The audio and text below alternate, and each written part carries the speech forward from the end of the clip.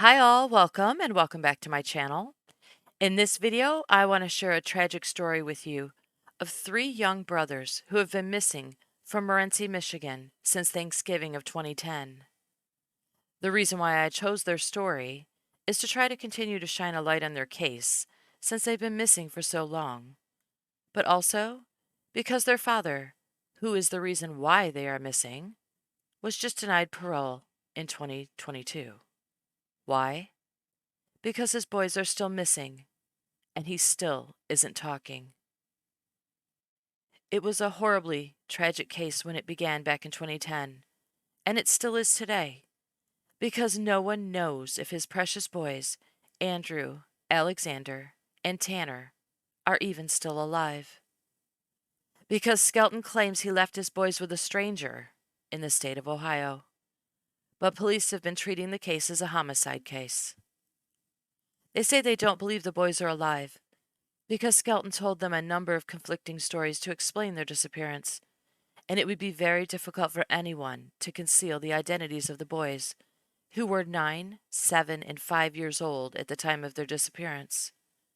As a matter of fact, it would not only be very difficult, it would be damn near impossible, as news stations all over covered the case extensively for a long time after the boys went missing. And they were old enough to understand what was happening to them, so it would have been impossible to keep them from telling who they were and where they were from, especially when they have a mother who is back home in Michigan waiting for them to come home. See, their mother and father were going through a divorce and custody battle in 2010, and the boys were visiting with their father for Thanksgiving when they were never seen again.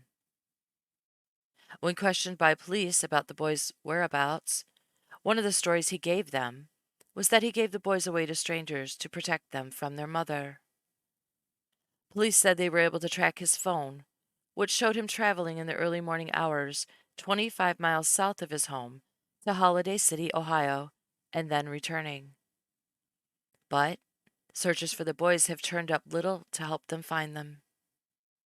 Skelton was arrested on November 30th of 2010 upon his release from a mental health facility after he tried to take his own life, and he was charged with kidnapping and unlawful imprisonment. He ended up pleading no contest to the unlawful imprisonment charge in exchange for getting the kidnapping charge dropped, and he was sentenced to 10 to 15 years. The judge on his case overrode the state's recommended sentence of 4 to 12 years because she said that would have been a grossly inadequate sentence, considering what he had done. And I agree.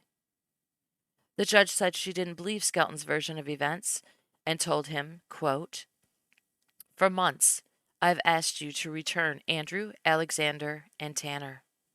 You have refused to answer me truthfully. I've asked you to tell me where the children are located. You have refused, telling one conflicting story after another to explain their circumstances since they were last seen. Your explanations have been ridiculous, albeit more sad than anything else." Skelton was also given the longest parole denial allowable, which is 12 months. So he requested a hearing this year, and he was denied. Good. Let him rot in prison until he's ready to talk. Which, according to authorities, he hasn't been. He's sticking to his story that he gave his boys to strangers and that was the last time he saw them.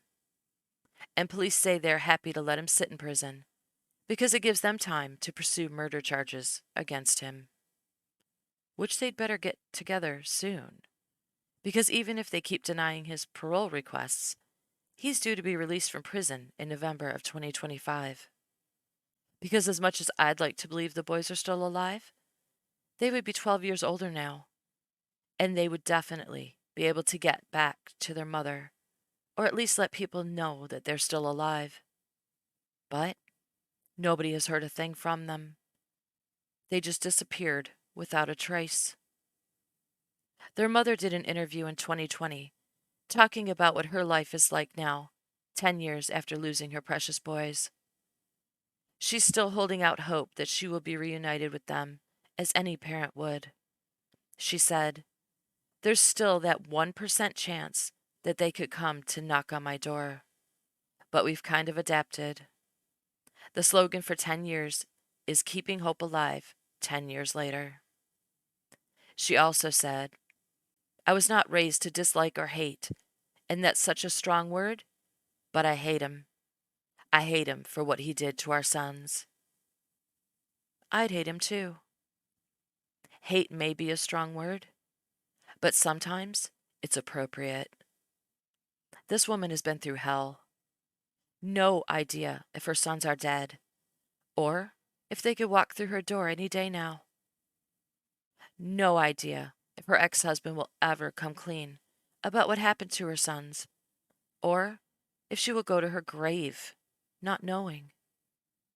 And no idea if police will ever be able to charge Skelton with the murders of her sons, or if he will walk out of prison a free man in November 2025 and have gotten away with it all. But she knows she doesn't get an upcoming release date. No matter what happens, she's doing a life sentence. Period. No parole. Every birthday, every holiday, every Thanksgiving. Constant reminders that her boys are not with her, and she may never, ever know why. And worse, she may spend years of her life witnessing the only man who knows what happened to their sons, what he did to them, and where they are, living free, going on with his life, knowing it's killing her. In my opinion, he should never be released. He has hurt and destroyed so many lives. There's no way to justify allowing him to live out his as a free man. And if you don't agree with me on that, I'll leave you with this.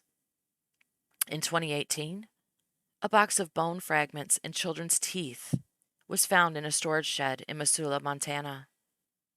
Authorities said they were the lower jawbone and other non-specified bone fragments and teeth belonging to 3 different children. When Michigan State Police were notified about the discovery, they contacted the family, thinking they may have come across a break in the case. When police asked Skelton if he saw the story about the discovery on the news, he told them, quote, when I saw it on the news, I just rolled my eyes and said, yeah, those are not my boys. How did he know? How could he be so sure? Oh, wait. Sorry. My bad. The only way he would know, if he killed them. In Ohio, not Montana. And he disposed of their bodies. In Ohio, not Montana. Probably buried them. So that couldn't have been their bones and teeth in Montana. He probably thought the police were so stupid. He probably even laughed to himself just a pinch, huh? Oh, and that's not the best part. In a letter he wrote after the discovery was made, he said, quote, I'm still processing all the negative stories about me in the news a few weeks ago. I am not ready for an interview. Those news stories really jeopardized my safety.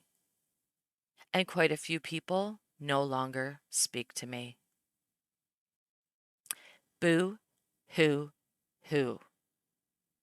Jeopardized my safety? I thought he claimed he gave his 3 young children, ages 5, 7, and 9, to strangers. Gosh, I wonder if he worried about their safety when he did that. Except it didn't happen. And he knows it. And that's why he's so worried about his own safety. Because prisoners don't take too kindly to child killers. So he's a little nervous. Because any day now, any day, their bodies could be found.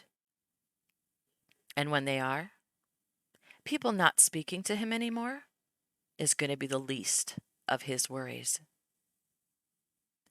Thank you all so very much for listening. I'm praying for the loved ones of those precious boys. I'd pray for Skelton to find it in his heart to tell the truth about what he did to the boys, but psychopaths don't have a conscience, so it wouldn't help. But I will pray that he never sees another day free from behind bars for as long as he lives. Take care, stay safe out there, and I'll see you on my next video.